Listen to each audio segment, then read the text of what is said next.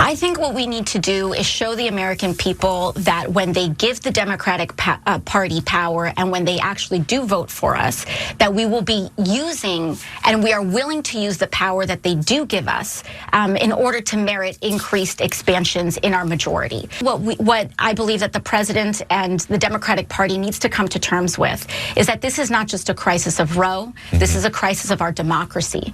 The Supreme Court has dramatically overreached its authority.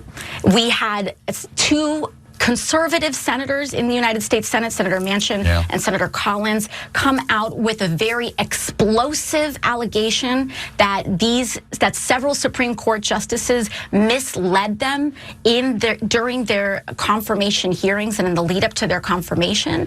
This is a crisis of legitimacy. We have a Supreme Court justice whose wife participated in January 6th and who used his seat to vote against providing documents that potentially led to evidence of such to investigators in Congress.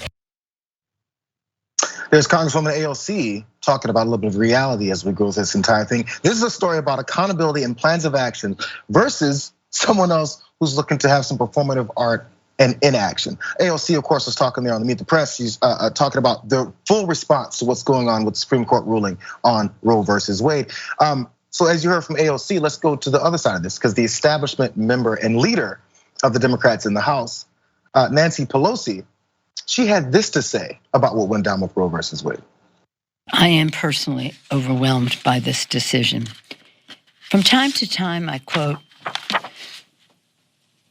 this poem by Ehud Manor. He's an Israeli poet. I met his wife when I've been in Israel. He says, I have no other country, even though my land is burning. Only a word in Hebrew penetrates my veins, my soul, with an aching body and with a hungry heart. Here is my home. I will not be silent, for my country has changed her face. My country has changed her face. I shall not give up on her. I shall remind her and sing into her ears until she opens her eyes. Clearly, we hope that the Supreme Court would open its eyes.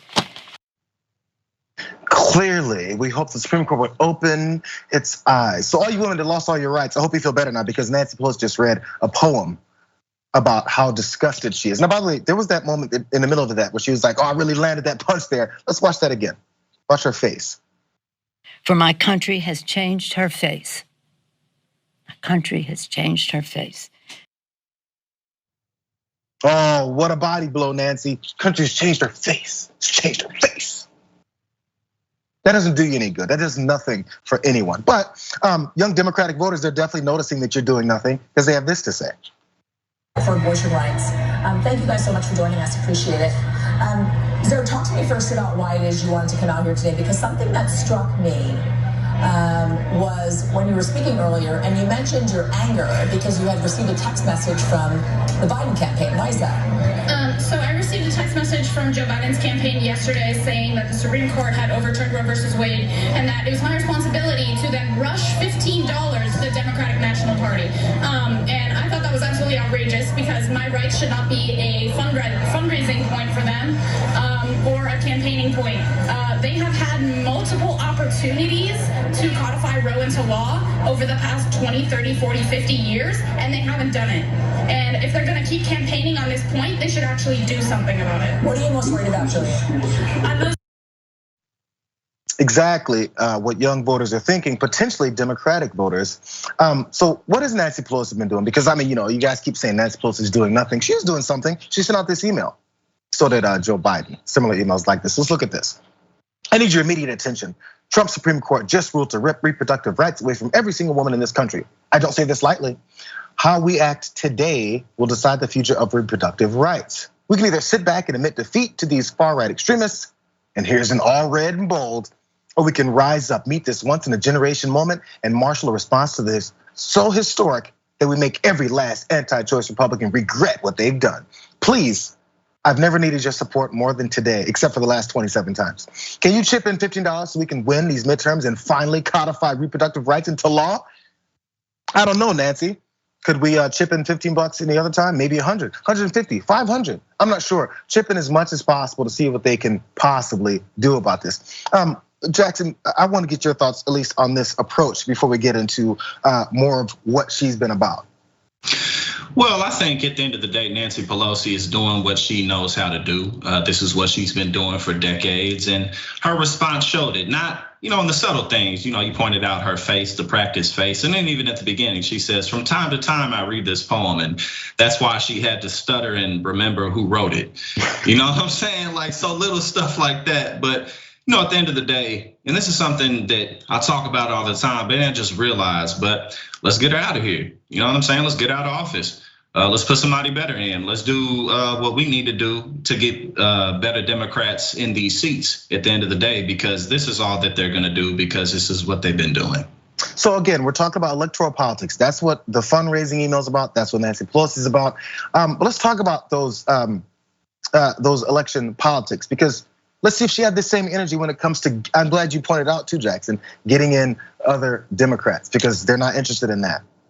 If what we've been doing hasn't been working and you're doing the same thing, I think it's gonna get the same result. So let's go to some details here. Pelosi received a lot of online ire on Friday for her decrying the Supreme Court decision after she publicly financially backed Texas Representative Henry Cuellar. This is a Democrat who was anti-abortion. In his primary election last month, she supported him. Great day to remember how after the decision leaked, Pelosi went to Texas to make sure Henry Cuellar, the last anti-abortion House Democrat, defeated his progressive primary opponent, is what one user said on Twitter. It didn't help that after his win, Cuellar told CNN congressional correspondent Manu Raju on Friday that the decision had not changed his stance on abortion. The decision had not changed his stance on abortion. When Raju asked him how he felt about being in the minority on this issue in his party, Cuellar reportedly said, "In my district, I'm not." And Cuellar defeated his opponent, Jessica Cisneros, who is a supporter of reproductive rights, by just 298 votes. And that's backed by the establishment wing of the Democratic Party, who's asking for $15 more to make sure they back more people like Henry Cuellar, who just said, "I'm happy with this ruling." So if you're mad at Kristi Noem, who we're gonna talk about soon, if you're mad at Asa Hutchinson, who's the governor of Arkansas, who said, "I'm okay with rape babies," if you're okay with Ted Cruz, if you're okay with Mitch McConnell, Nancy Pelosi is supporting the people who agree with them on this issue. Do you wanna give her $15? Or are we gonna still listen to people who say, give her some money because we at least have to make sure Republicans don't take over? Republicans have taken over, even with Democrats in power. It's what we're seeing right now. Absolutely, and again, I think Cuellar's statement, it just at the end of the day, he said in my district, I'm not the minority, and going to show how the Supreme Court took Roe v. Wade, even though well over half of the country is against it, and they're pretending to set, that there's no precedent for a right to abortion within the Constitution, but then they're picking and cherry picking precedents for cases that came up in the mid 2000s. At the end of the day, people like Henry Cuellar and people like Clarence Thomas and people like John Roberts, they do what they want to do, just like everybody else. These people are political activists and they're just doing what they believe in at the end of the day. So again, we have to replace them with yourself if need be. You know what I'm saying? The longer I'm involved in politics, the more I realize I can do more, I can do more, I can do more. I don't really want to hear too much, about what we can't do. I'm more concerned about what we can do, and the first step is getting these people the hell up out of here. 100%. I wish we can go deeper because there's many Democratic voters who are very upset at progressives and young folks who are saying, "Why aren't you guys doing anything?" And there's a long argument happening all over social media about this. It's the most frustrating thing I've read in my life.